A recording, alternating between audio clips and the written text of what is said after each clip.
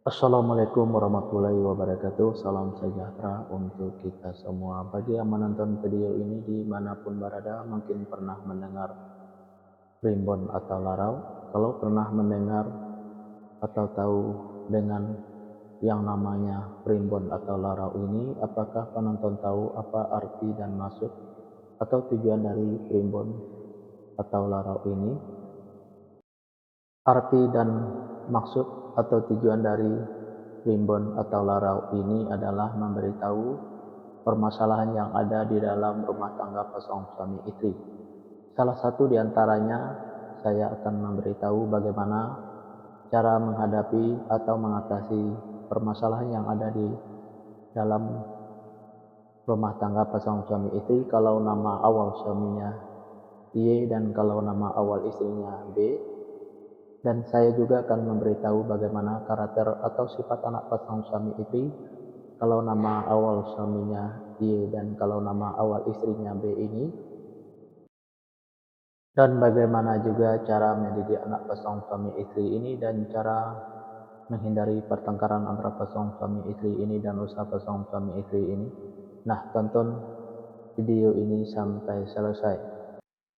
Sebelum saya melanjutkan video ini, saya informasikan bagi yang menonton video ini, mungkin ada yang ingin berusaha dan ingin usahanya berkembang, maju dan sukses, silahkan hubung saya, akan saya bantu untuk membuatkan nama usahanya atau nama toko dan kiosnya yang cocok dengan nama pasangan suami istrinya. Insya Allah usahanya pasti berkembang, maju dan sukses. Nomor WA saya ada di profil.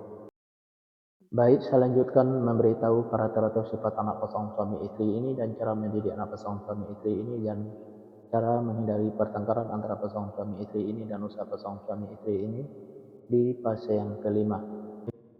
Fase yang kelima ini pasangan suami istri ini kalau punya anak pasangan suami istri ini anaknya laki-laki. Kalau seandainya anaknya perempuan, anaknya pemberani, pintar dan cerdas. Karakter atau sifat anak pasangan suami istri ini seperti pemimpin, baik anaknya perempuan atau laki-laki. Mendidik anak pasangan suami istri ini tak perlu marah-marah, apalagi sampai naik darah, cukup dengan logika dan masuk akal saja.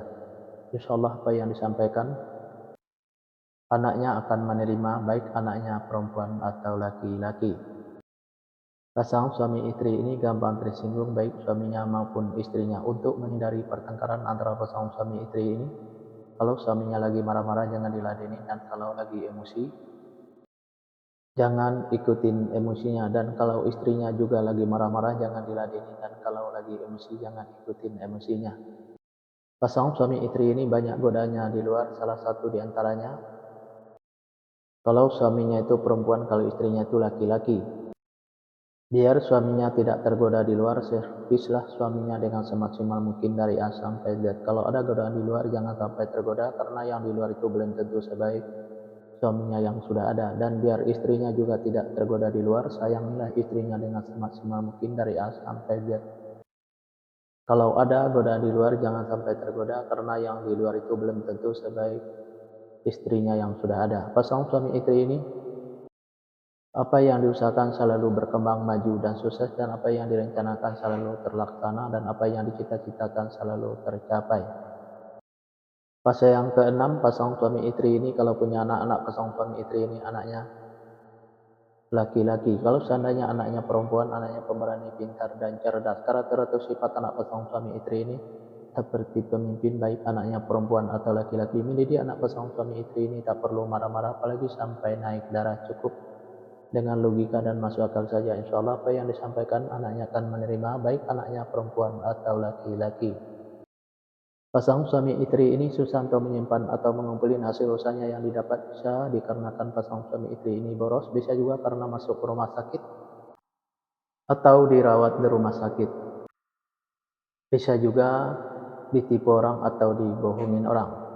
Biar hasil usahanya bisa tersimpan atau terkumpul, jangan ikutin keborosannya, baik keborosan suaminya maupun keborosan istrinya. Biar tidak masuk ke rumah sakit atau dirawat di rumah sakit, jaga kebersihannya dan jaga makanannya. Biar tidak ditipu orang atau dibohongin orang, tingkatkan kehati-hatiannya. Usaha pasangan suami istri ini selalu berhasil.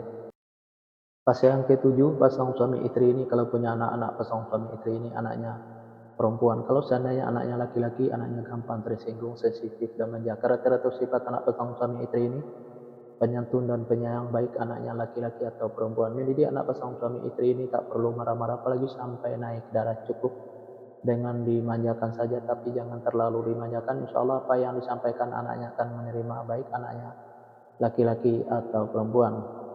Pasangan suami istri ini saya sekata saling menuruti. Pasangan suami istri ini saya sekata saling menurutin, saling ikutin, saling setia, saling percaya. Usaha pasangan suami istri ini biasa-biasa saja, tidak ada kelonjakan. Di episode yang kedua atau episode yang terakhir ini, yang menonton video ini mungkin ada yang ingin tahu karakter atau sifat anak pasangan suami istri dan cara mendidik anak pasangan suami istri, dan cara menghindari pertengkaran antara pasangan suami istri dan usaha pasangan suami istri kalau nama awal suaminya B dan kalau nama awal istrinya Y. Nah, silakan tonton video selanjutnya. Yang menonton video ini juga mungkin ingin tahu karakter atau sifat anak pasangan suami istrinya dan cara mendidik anak pasangan suami istrinya dan cara menghindari pertengkaran antara pasangan suami istrinya dan usaha pasangan suami istrinya. Nah, tulis saja di kolom komentar nama lengkapnya dan nama lengkap pasangannya. Insya Allah akan saya jawab dengan video. Nah, hanya itu yang bisa saya sampaikan. Mohon maaf kalau ada kata-kata yang salah. Yang salah itu pasti dari saya, yang benar dari Allah. Pertama saya mulai dengan Assalamualaikum. Sekarang saya sudahi, wabillahi taufiq wal hidayah. Assalamualaikum warahmatullahi wabarakatuh. Salam sejahtera untuk kita semua.